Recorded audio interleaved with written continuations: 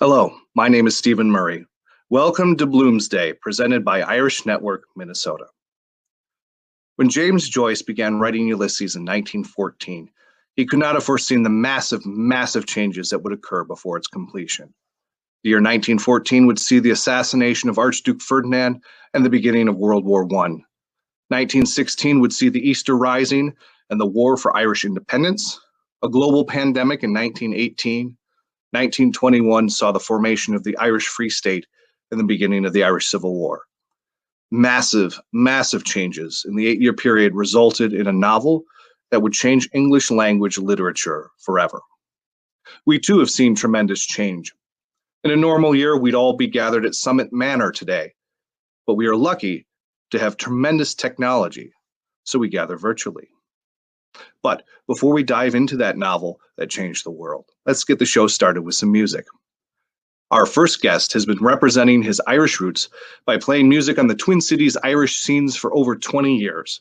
As a founding member of St. Paul's favorite Irish band, Paddy Wagon, he's performed all over the country and all over the world.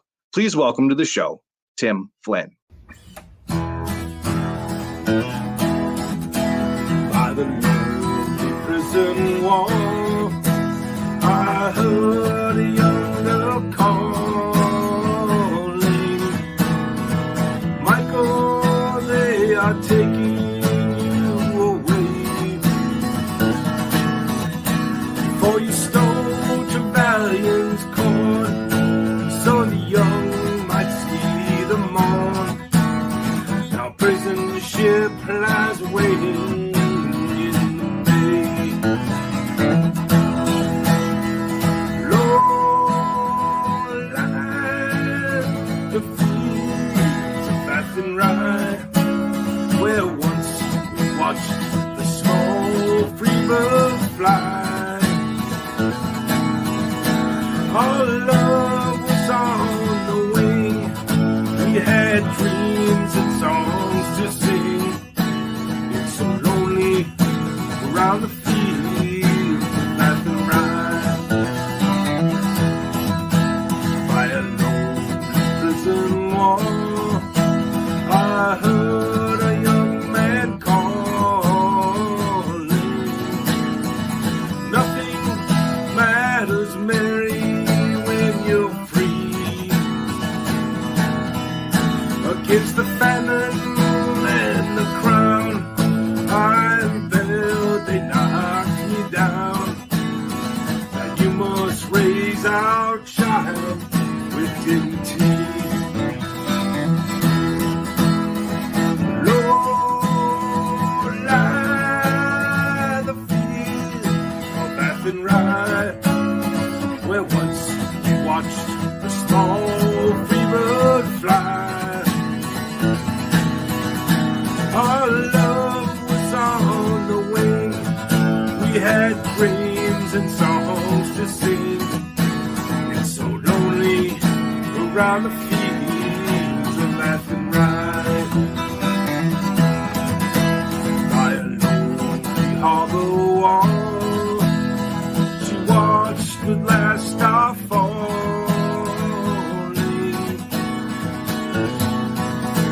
and that prison ship pulled out against the sky. Sure, she'll wait and hope and pray for her love in Botany Bay. It's so lonely around the fields of Bath and Rye. It's so lonely around the fields of Bath and Rye.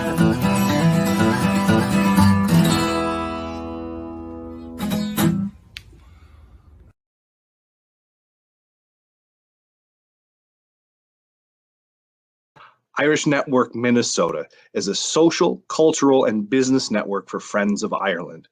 Irish Network Minnesota is part of a growing national network in the United States and Ireland of more than 20 chapters from New York to San Diego under the umbrella Irish Network USA.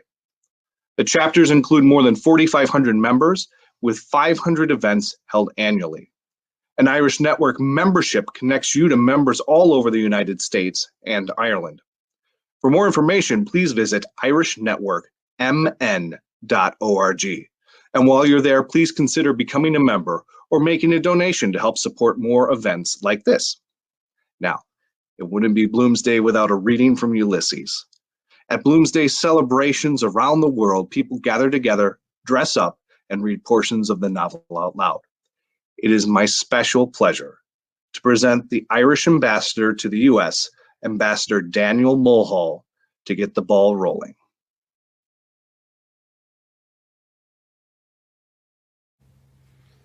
I want to send my greetings to the Minnesota Irish Network on the occasion of Bloomsday 2021.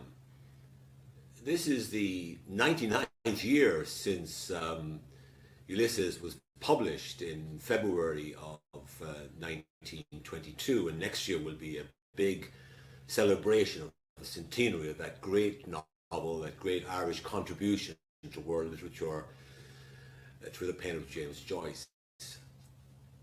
I'm very glad that the Minnesota Irish Network is organizing this Bloomsday celebration, because I think it's a very good thing, because it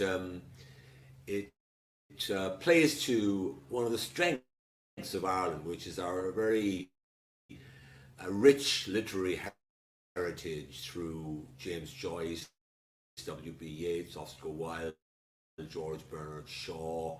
I could go on down to Seamus Heaney and the writers of today, Colin Tobin and Colin McCann and so forth. But the great thing about James Joyce's Ulysses is that it's a novel about everyday life. It's a novel, of course, loosely based on Homer's Odyssey, but the heroes of this book are very much ordinary people, Dubliners like Leopold Bloom. And I'm going to read a passage from the Calypso episode 4 of James Joyce's Ulysses. And I'm reading this because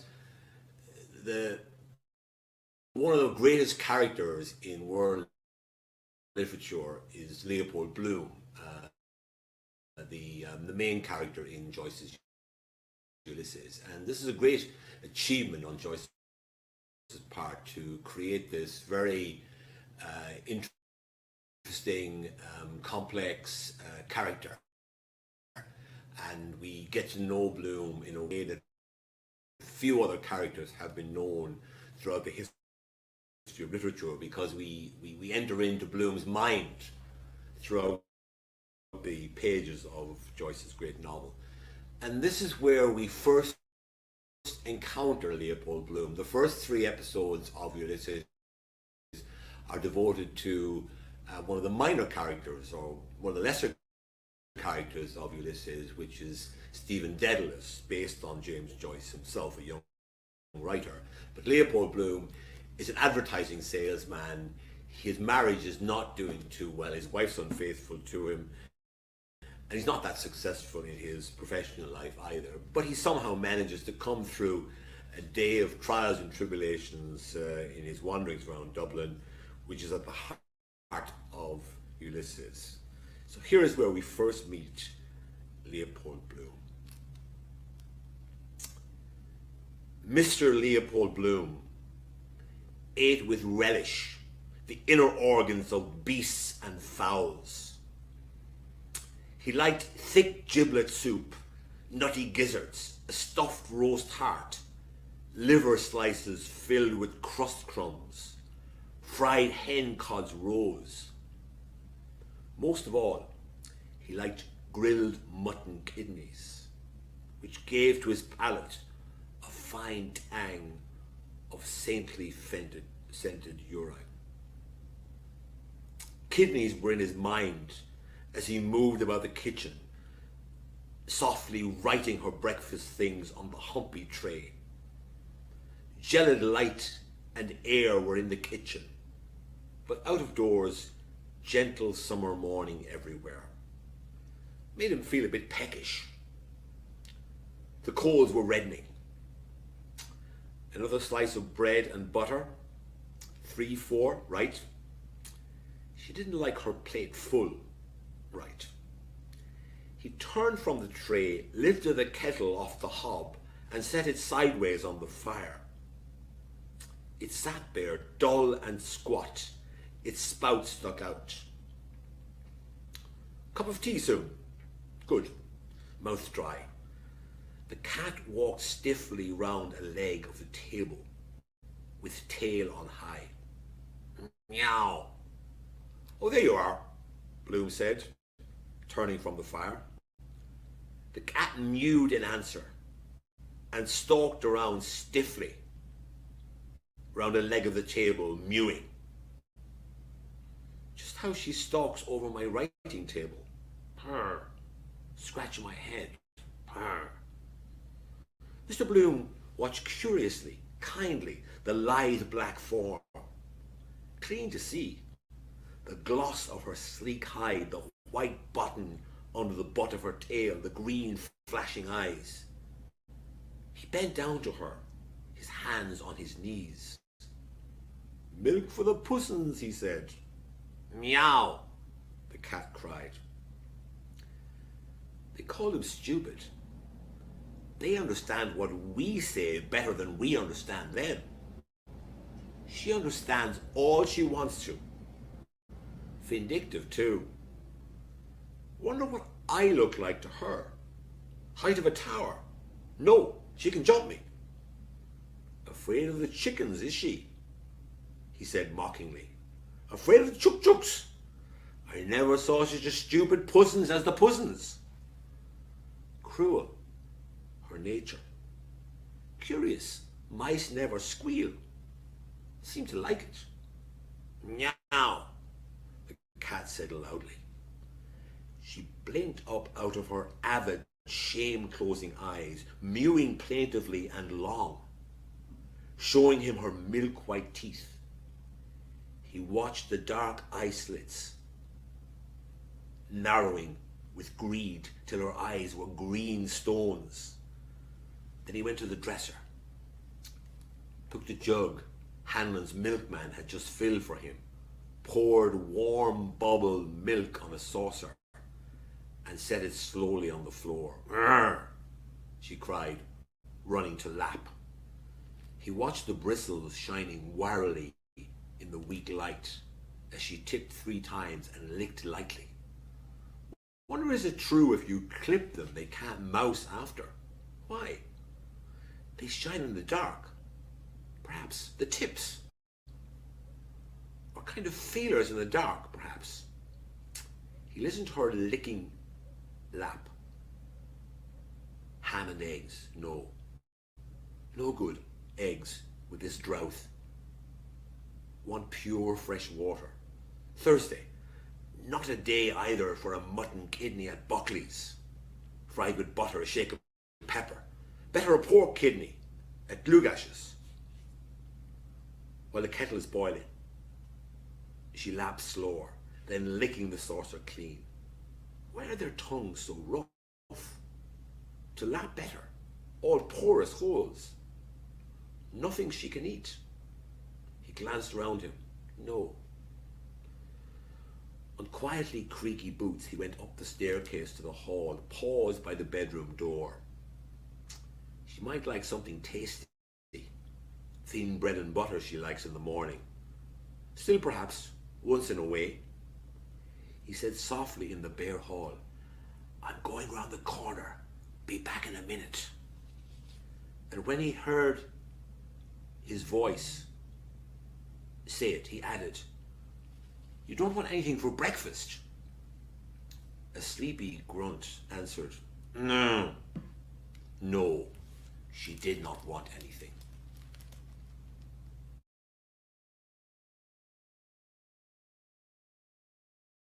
It's approximately 22 hours to read Ulysses out loud in its entirety. We're not going to put you through all that, but we have prepared another selection from the 6th chapter of the book. It's probably not the most joyous section, but it deals with themes that are relevant to our current moment. Not only is there a focus on death, it is also one of the chapters that highlights the anti-Semitism towards the Jewish Bloom.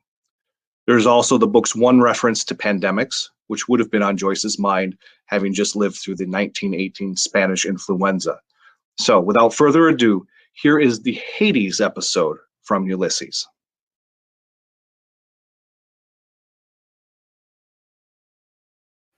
Martin Cunningham, first, poked his silk-hatted head into the creaking carriage and, entering deftly, seated himself.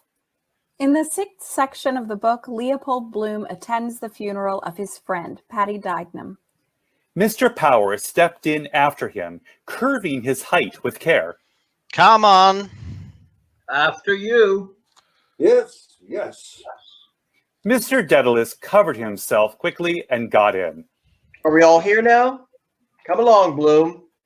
Mr. Bloom entered and sat in the vacant place. He pulled the door to after him and slammed it twice till it shut tight.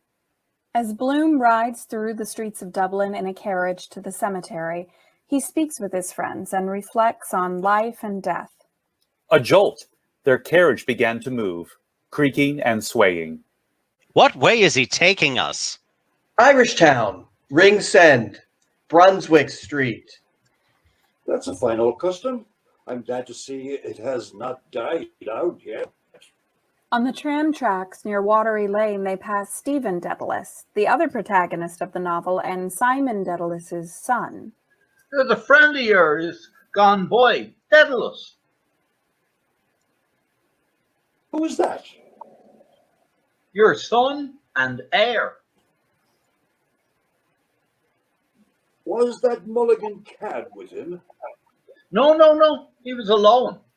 Mr. Bloom smiled joylessly on Ringsend Road. He's in with a low-down crowd. His name stinks all over Dublin. I'll tickle his catastrophe, believe you me. Noisy, self-willed man, full of his son. He's right. Something to hand on. If little Rudy had lived, see him grow up, hear his voice in the house, my son. Me in his eyes. Strange feeling it would have been, just a chance how life begins. As they drive, they pass the monuments of Dublin, giving the reader a road map of their path. I could have helped him on in life. I could make him independent.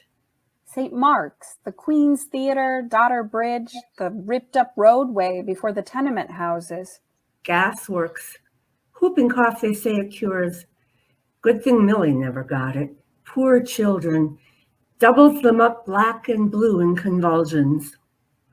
A raindrop spat on his hat. He drew back and saw an instant of shower spray dots over the gray flags.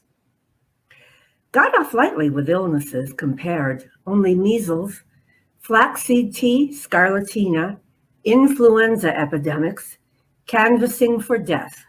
They passed Nelson's pillar. Dignam was as decent a little man as ever wore a hat. He went very suddenly. Breakdown. Heart. He had a sudden death, poor fellow.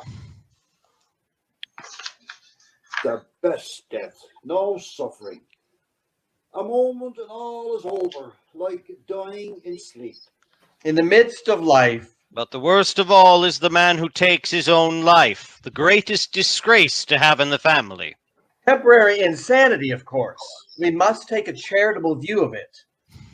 They say a man who does it is a coward. It is not for us to judge.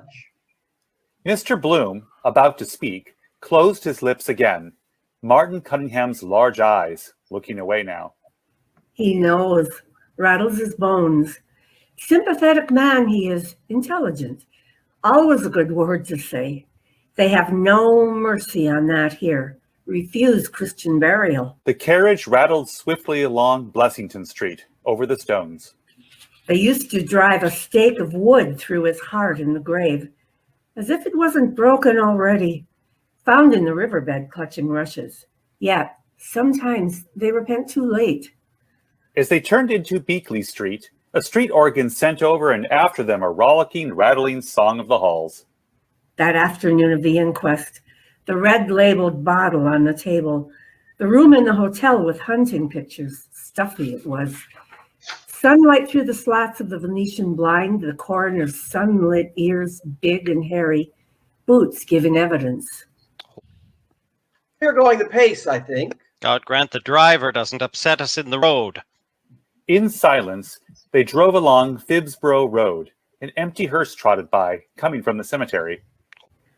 Thought he was asleep first, then saw like yellow streaks on his face, had slipped down to the foot of the bed. Dumfries Corner. Mourning coaches drawn up, drowning their grief. Tip-top position for a pub. Expect we'll pull up here on the way back to drink his health. Pass round the consolation, elixir of life. The high railings of Prospect Cemetery rippled past their gaze. Dark poplars, rare white forms. Verdict, overdose. Death by misadventure. The letter for my son Leopold. No more pain. Wake no more. Nobody owns. The horse harshed against the curbstone. Stopped. Martin Cunningham wrenched back the handle and shoved the door open with his knee. He stepped out. His companions followed. Coffin got here before us. Must be 20 or 30 funerals every day. Then Mount Jerome for the Protestants. Mourners came through the gates. The mutes shouldered the coffin and bore it in. Funerals all over the world, everywhere, every minute. Shoveling them under by the cartload, double quick. Thousands every hour. Too many in the world. I was in mortal agony with you talking of suicide before Bloom. What? How so? His father poisoned himself. Oh, God. First I heard of it. Poisoned himself. Bloom looked down at the boots he had blacked and polished. How many children did Duignan have? 5. Ned Lambert says he'll try to get one of the girls employed at Todd's. A sad case, eh? 5 young children. A great blow to the poor wife. Yes, indeed. Yes, indeed. She had outlived him, lost her husband. One must outlive the other. Condole with her. Your terrible loss. She would marry another. No, yet who knows after. They enter the mausoleum where the priest performs the service. Bloom's thoughts wander, reflecting on the meaning of the Catholic rite and on death itself. Broken heart, a pump after all pumping, thousands of gallons of blood every day. One fine day it gets bunged up and there you are. Lots of them lying around here. Lungs, hearts, livers, old rusty pumps. The resurrection and the life. Once you're dead, you're dead. The coffin dived out of sight, eased down by the men straddled on the grave trestles. Begin to be forgotten. Out of sight, out of mind. A 7th gravedigger came beside Mr. Bloom to take up an idle spade. Clay, brown, damp, began to be seen in the hole. It rose, nearly over. Let us go round by O'Connell's grave. We have time. Let us. Some say he's not in that grave at all, that the coffin was filled with stones, that one day he will come again. Parnell will never come again. He's there, all that was mortal of him. Peace to his ashes. He's at rest in the middle of his people, old Dano. How many broken hearts are buried here, Simon? Mr. Bloom walked, unheeded by saddened angels, crosses, broken pillars, family vaults, stone hopes praying with upcast eyes. More sensible to spend the money on some charity for the living, pray for the repose of the soul of. Does anybody really? Plant him and have done with him. An obese gray rat toddled along the side of a crypt, moving pebbles. An old stager, he knows the ropes. One of those chaps would make short work of a fellow, pick the bones clean no matter who it was. Ordinary meat for them. A corpse is meat gone bad. Cremation better. Priests dead against it. Time of the plague, quick-lime fever pits to eat them. Ashes to ashes. The gates glimmered in front, still open. Back to the world again. Enough of this place. Brings you a bit nearer every time. Plenty to see and hear and feel yet. A solicitor, John Henry Mitten, emerged from a side path with a ding in the side of his hat. Excuse me, sir. Your hat has a little Christ. John Henry Mitten stared at him for an instant without moving. Right there. John Henry Mitten took off his hat, bulged out the ding, and smoothed the nap with care on his coat sleeve. He clapped the hat on his head again. It's all right now. John Henry Mitten jerked his head down in acknowledgement. They walked on toward the gates. Oyster eyes. Never mind. Be sorry after, perhaps. Thank you. How grand we are this morning.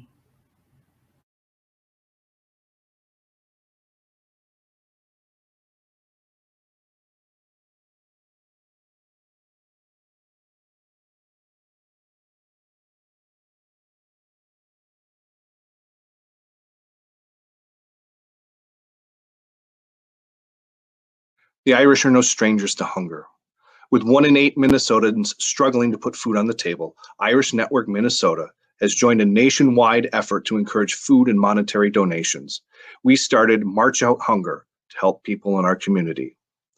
We focus on the month of March with food drives, donation boxes, and collections during the St. Paul St. Patrick's Day Parade. This year, we collected over 435 pounds of food for Neighborhood House and $115 supporting Minnesota Food Share. For more information and to support struggling Minnesotans, please visit mnfoodshare.org.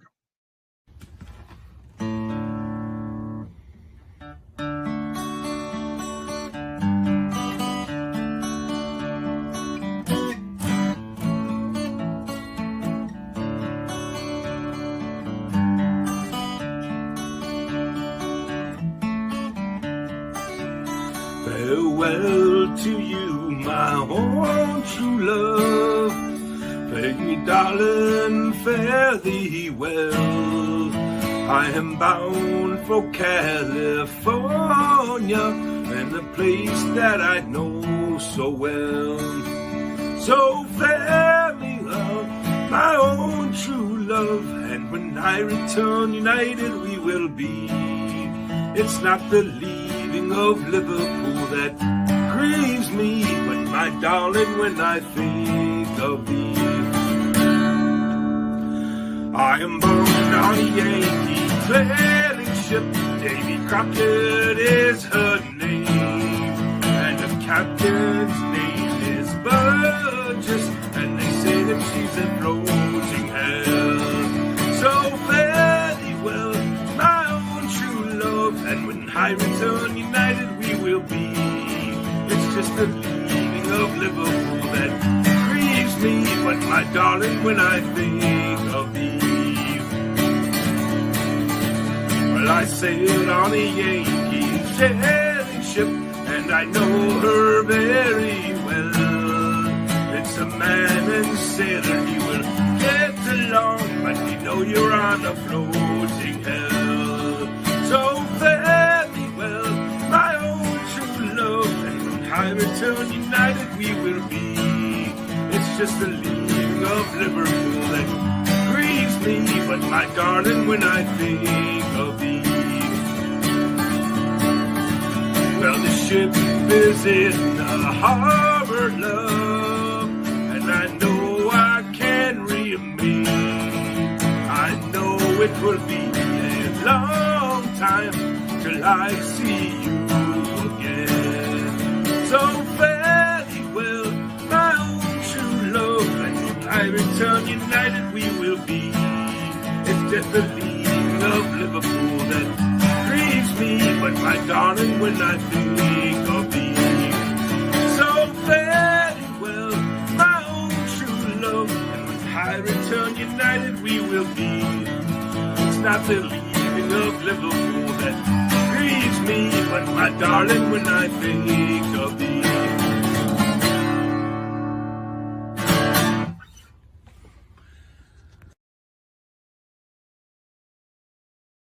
And now I'd like to introduce the president of Irish Network Minnesota, Mary McFarland Brooks, for a Bloomsday greeting and to present the inaugural Irish Network Minnesota Bloomsday Literary Award.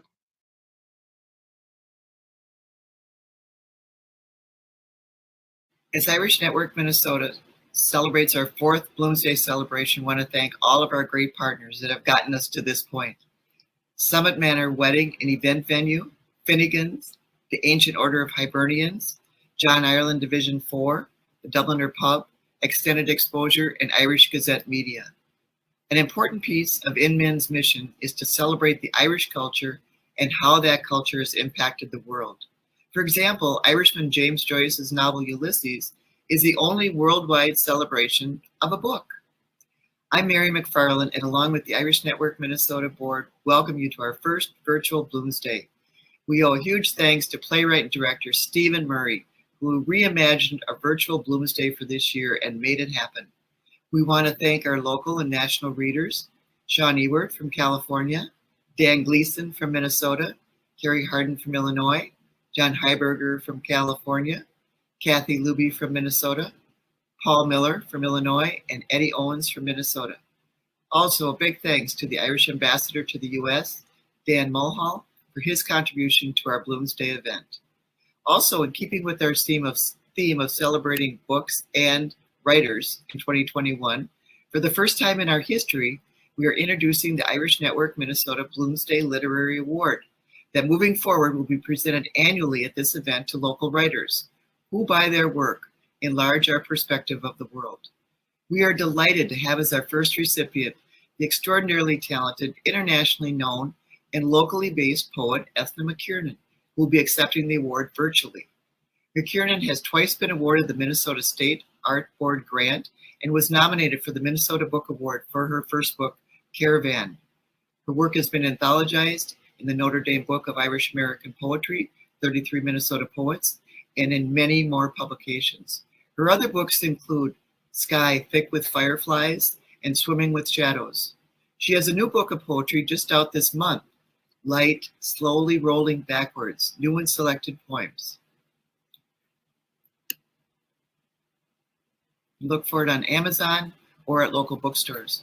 McKiernan also owned and managed Irish Books and Media, the premier worldwide resource for Irish books, manuscripts, and other media from 1977 to 2007. She is the daughter of Owen McKiernan, internationally recognized Irish Studies scholar and founder of the Irish American Cultural Institute. He is credited with reviving and preserving Irish culture and language in the U.S. We appreciate you joining us for what we hope is our first and last virtual Bloomsday, and we look forward to seeing you in person at next year's Bloomsday celebration. Thank you.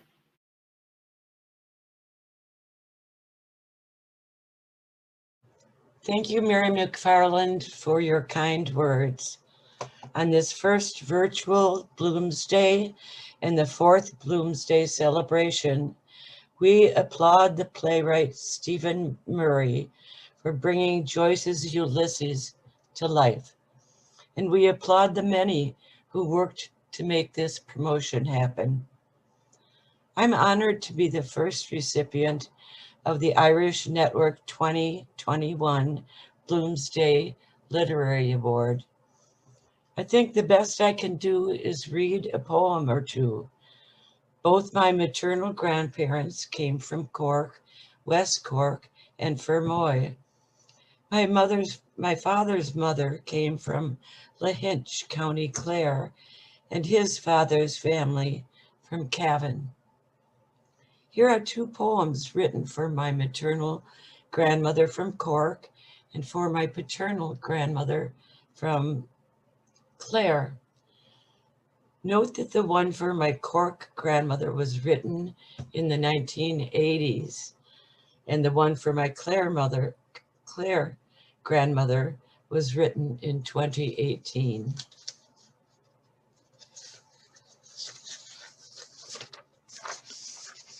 Going back, here, it must be where you stood, one hand raised to shade your eyes against the harsh Atlantic, grinding shoulders with the rocks below. how your skirt cut the wind in half, and how you waited, brooding for the boats that stitched their slow way in, with ribboned wakes a deeper green, and each new ship a promise that you couldn't keep. I see the girl you were, walk back alone to her father's house, caught between two hungers. Some absent strain of music kept you restless, and I know how the longing worked on you, for even at night the boat sent out a siren tongue, foreign to your ear perhaps, but song. One day you finally left, sailing your boat straight into the cave of America's open arms, feeling the wind no monster there after such lean dreams as you had culled from Irish soil. Mama Moore, I stand here now where you once stood, the unchanged land beneath my feet, certain that my bones were formed from that same air that made your bones first stir.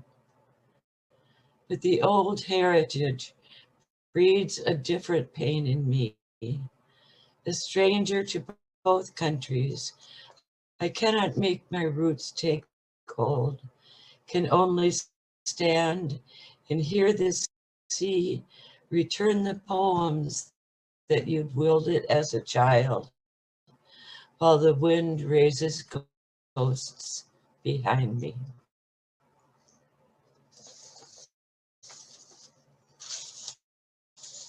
And for my Nana of Lahinch,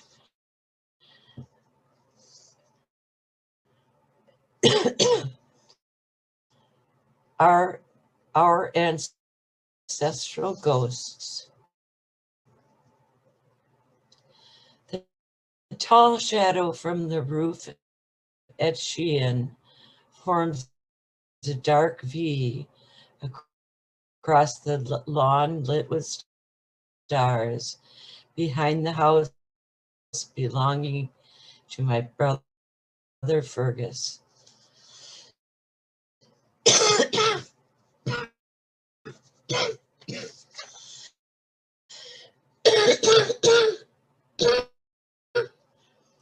Calm settles like a sigh upon the town below, and a low wind forms a scrim upon the surface of Loch Derg, a half mile beneath this house.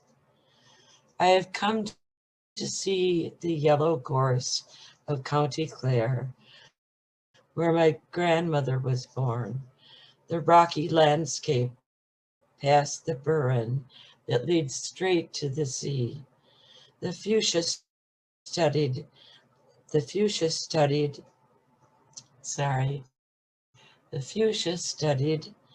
foxglove dusted hills she walked before she left for New York. Look, see how this house holds a part of her, holds my brother's fiddle music as it echoes through the kitchen at Sheehan each night, reaching back from the future to her ears while she stands and stares at the sea, humming to herself a forward tune. See how we hold our ghosts of history here.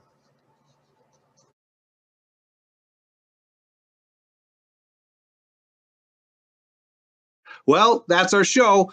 Congratulations to Ethna McKiernan. Thank you to Tim Flynn for performing on the guitar. A special thanks to Ambassador Mulhall and his staff. Thank you to our Bloomsday readers, Eddie Owens, Kathy Luby, Dan Gleason, Kerry Hardin, Paul Miller, John Heiberger, and Sean Ewart. Don't forget to check out irishnetworkmn.org for more events like this. And thank you so much for coming out tonight.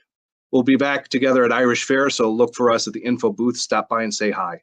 Now, it wouldn't be Bloomsday unless Kathy Luby sang The Parting Glass. So let's all raise a glass and drink a toast to next year when we can be back together again. From all of us at Irish Network, good night. Of all the money that e'er I spent it in good company. And all the harm that e'er I done, alas, it was to none but me. And all I done for want of wit, to memory now I can't recall. So fill to me the parting glass. Good night and joy be with you all. Oh, all the comrades that e'er I had are sorry for my going away. And all the sweethearts that e'er I had would wish me one more day to stay. But since it falls unto my lot that I should rise and you should not, I'll gently rise and I'll softly call, good night and joy be with you all.